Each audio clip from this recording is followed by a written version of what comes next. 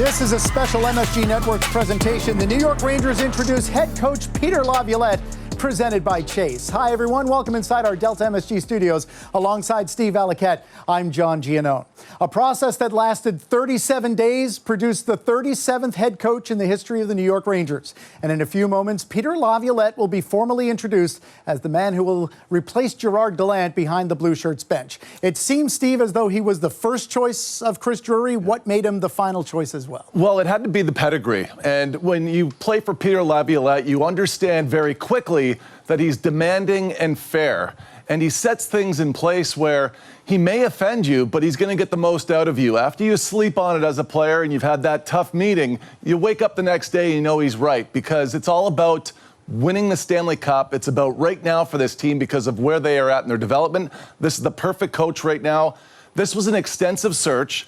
It was, to my knowledge, 8 candidates that were all interviewed in person by General Manager Chris Drury.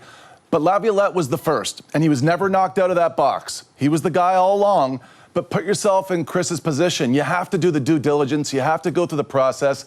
It's one of those moments as a general manager where you get to take in the information around the league. They got their man. Yeah, and it certainly is a robust and boastful resume for Peter Laviolette. The winningest American-born coach in NHL history, 8th all-time in wins, 3rd behind Lindy Ruff and Paul Maurice among active coaches. Along with Scotty Bowman, Mike Keenan, and Dick Irvin, Laviolette brought 3 different franchises to a Cup final. 78 playoff wins and, of course, the pinnacle Cup victory in Carolina back in 2006. Laviolette has made the playoffs 13 times. He reached the final in his 2nd season in Carolina, in his 1st season in Philly, and in his 3rd year in Nashville. And now he is ready to take over the reins of the New York Rangers, a franchise that, of course, we know suffered a 7-game defeat in the first round of the playoffs against the New Jersey Devils back in April. A change was made, and now it is Peter Laviolette who will take command of the New York Rangers. Here he is at the MSG Training Center in Westchester alongside President and General Manager Chris Drury. Good morning, everyone. Thank you for being here and welcome. Certainly a very exciting day for the entire Rangers organization and for Peter and his entire family. His wife, Kristen, sons Peter and Jack, and daughter Elizabeth. A very special welcome from me to New York and to the New York Ranger family. Thank you for being here and for all your support. As I said, when I started this process, I wanted to have a very detailed and thorough search. I'm happy to report that search led to Peter Laviolette. I truly believe his resume speaks for itself and commands respect on many, many different levels. It's my honor and privilege to welcome, introduce, and congratulate New York Rangers head coach Peter Laviolette. Thank you. Thank you.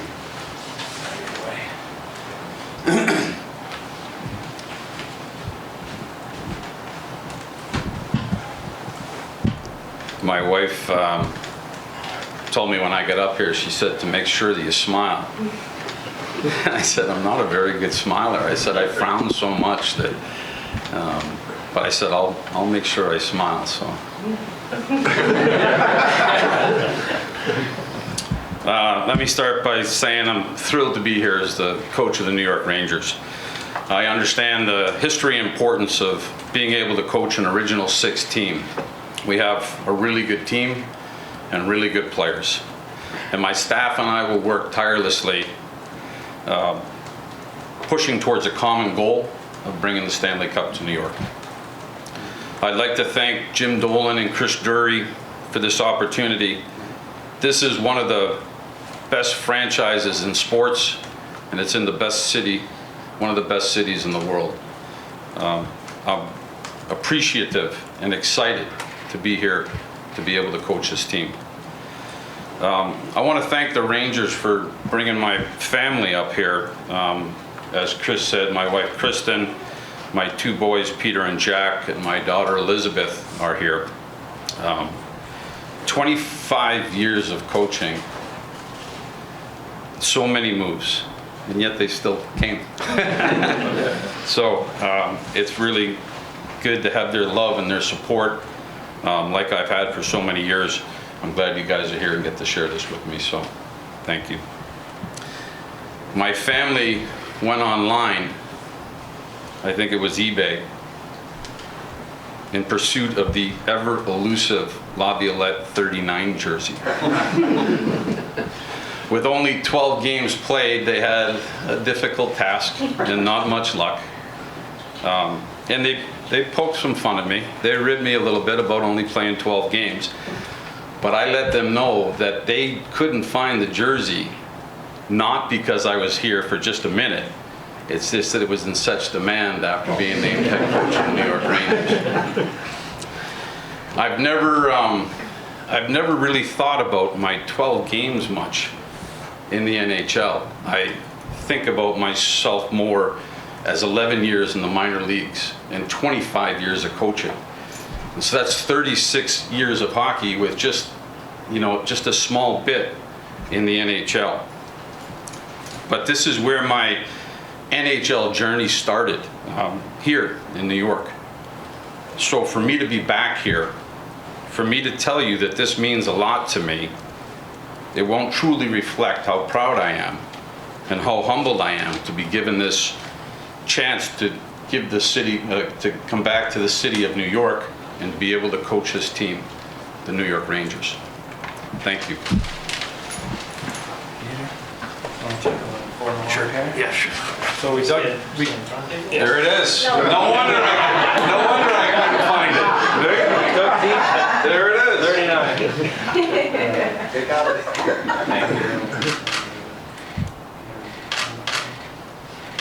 This way, gentlemen.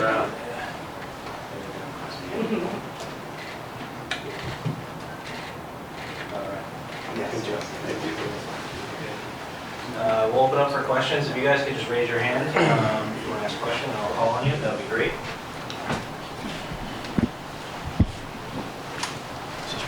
No, that's okay. I'll start with Arthur. Peter, what was this kind of process like? Maybe a little bit longer than you would have liked to get a job, but what do you feel about this team? You've seen them up close for a long time. Yeah, I mean, listen, this is a big job and a big opportunity, and it should be thorough. The players that are here in place and the team that we have is really exciting. And I kind of said it when I was first opened up here, to be able to come back to the city of New York and coach a team like this is really exciting. It's a good team and good players, and to get that opportunity, I'm really excited about it. So, like I said, it was a thorough interview process, and it should be. It's to be the head coach of the New York Rangers. Molly? Chris, what made Peter stand out during the process? Well, he's someone I wanted to talk to right away. When the job opened up, and as I said, I wanted a detailed, thorough process. And as Peter said, it's a big job and certainly an important job. And as I went through the process, it just became clear to me all his attributes as a coach and as a person, made sense for our team. Larry? Peter, are you a coach who comes with a certain set of principles and beliefs, and your players have to adapt to them, or do you adapt somewhat to the personnel you have? I think that you always have to adapt, Larry. Like, you have to be able to see what you have and where your strengths are and where your weaknesses are, and you have to play to that a little bit. But I also have, values of what I think is important with regard to a team. It's the thoughts of how we're going to play and the identity that we're going to play with. I've found that a lot of times that players can adapt to that. And that doesn't mean that certain situations or certain opponents or certain parts of the schedule, you don't make adjustments and you don't make changes. But there has to be a clear-cut plan on what it is that we're doing. That's my job to communicate that. It's my job to hold players accountable to that. And sure, there's always a little bit of adjustment and adaptation, but when you can get a team on the same page to play a brand of hockey that you feel, or that I feel, can be successful, I found there to be success that follows. And can you give your core principle that leads to success? or 2 or 3? Yeah, so for me, it's always been.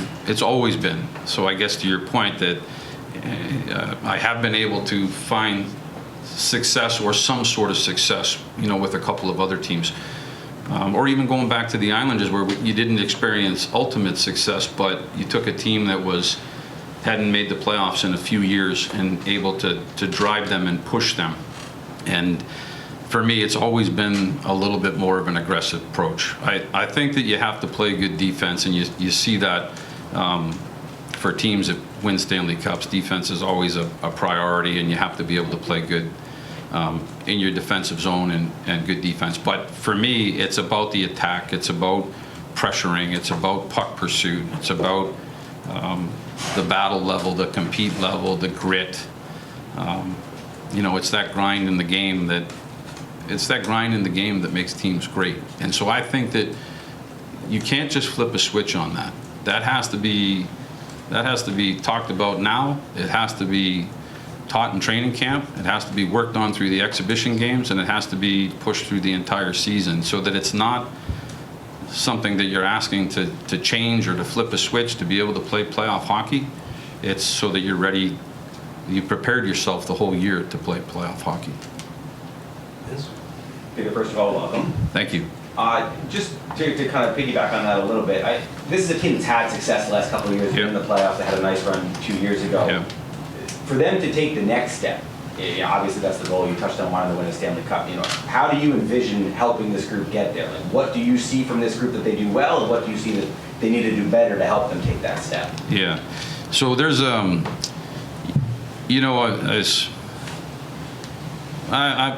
grew up in Massachusetts. My mom and dad are blue-collar people. They work really hard. And I think that when you're around that, it becomes generational. If you're observant of it every day on what it takes to be a hard-working person, I think that there's a lot of skill and a lot of talent on this team, from the goaltender to the back end to the forwards.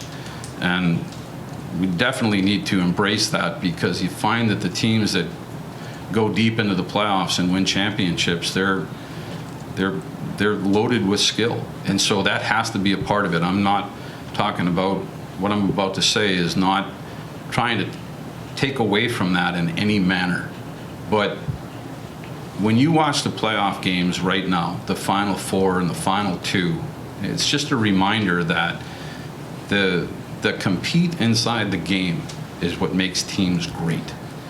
It drives them to success.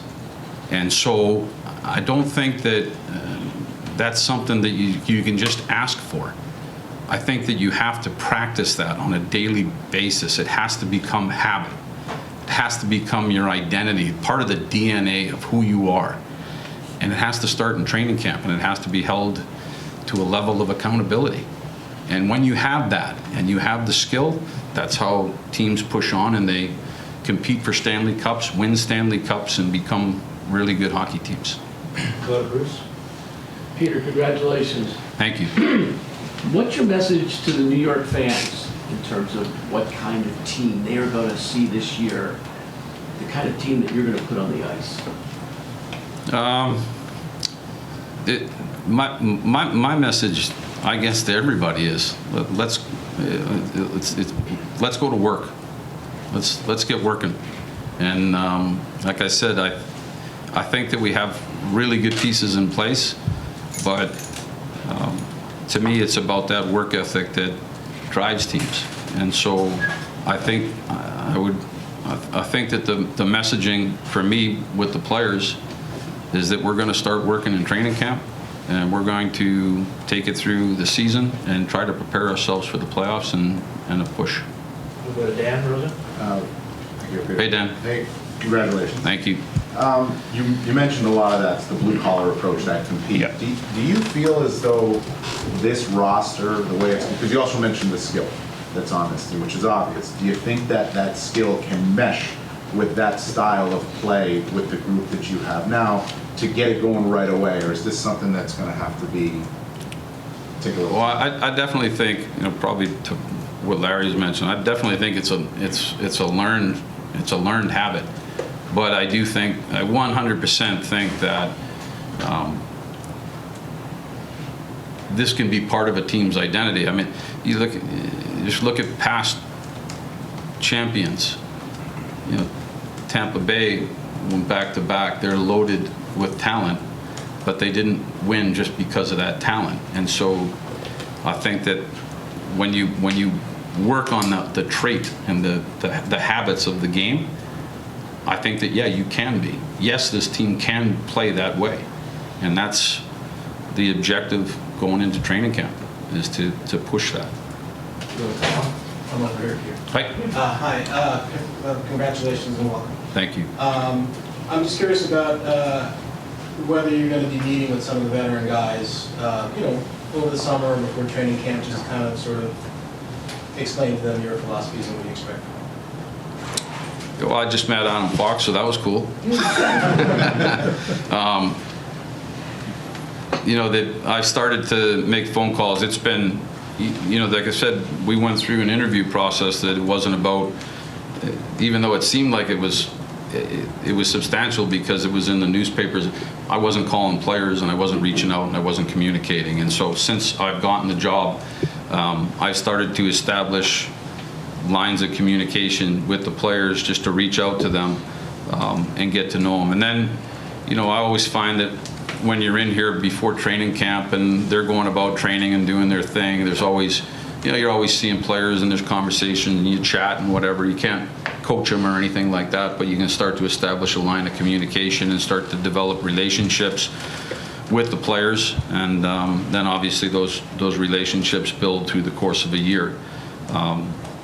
And so to answer your question is I have started that, but I'm not there yet.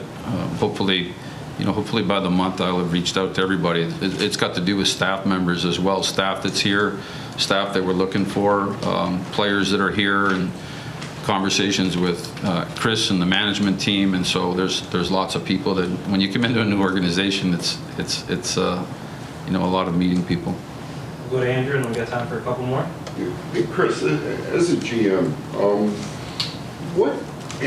what goes into a GM coach working partnership? How quickly can it develop? How much flexibility is needed on both ends? Obviously, I'm assuming it's crucial to the success of the team.